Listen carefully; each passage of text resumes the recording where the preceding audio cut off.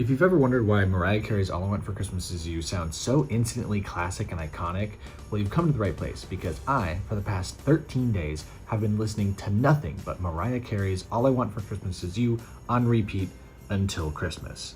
I've listened to it over 200 times at this point. This is day 13, and there's a lot going on in the musical level that really bring this song to life and have made it so iconic and stand out to this day. Now, Mariah Carey and her producer Walter Afanasieff had worked together for a number of years, and so they're very familiar with working with one another, and they were very familiar with what kind of sound that they wanted to make together. And when it came to making this Christmas album, they knew that one of the songs they wanted to style after the kind of 60s rock and roll era. Now, there's a famous producer in the 60s named Phil Spector, and Phil Spector introduced this musical technique when it came to recording music called the wall of sound. Essentially, he would have musicians playing similar instruments on the same notes, so multiple different types of keyboards, multiple different types of guitars, violins, playing the same general notes to give the songs more of a full and rich and deep sound. And in fact, one of the albums he produced was actually a Christmas album, which is considered one of the greatest Christmas albums of all time. And this wall of sound technique has become so closely associated with music from the 60s and that kind of era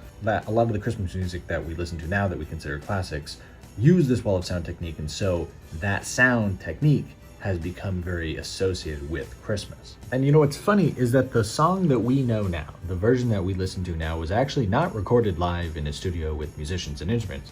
It was actually just done on the computer with MIDI and stuff by Walter Afanasieff. He utilized this wall of sound technique to create this 60s kind of rock and roll vibe akin to Baby Please Come Home, Rockin' Around the Christmas Tree, Little Saint Nick. Because of all of this, because of the specific instruments that were used in this MIDI track, all of this kind of comes together to create this song that sounds like it wasn't really recorded in the era that it was, which was the mid-90s. It sounds like it was recorded in the 60s or later. It doesn't really sound like a song from its time.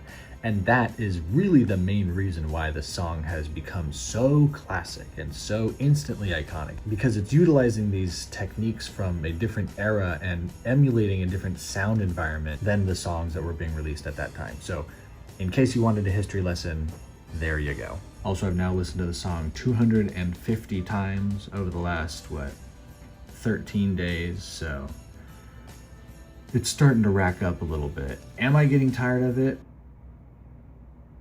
Yeah, a little bit. But it's still a good song. So I'm not, it could be worse, I guess. I could be listening to a Christmas song that I like less than this.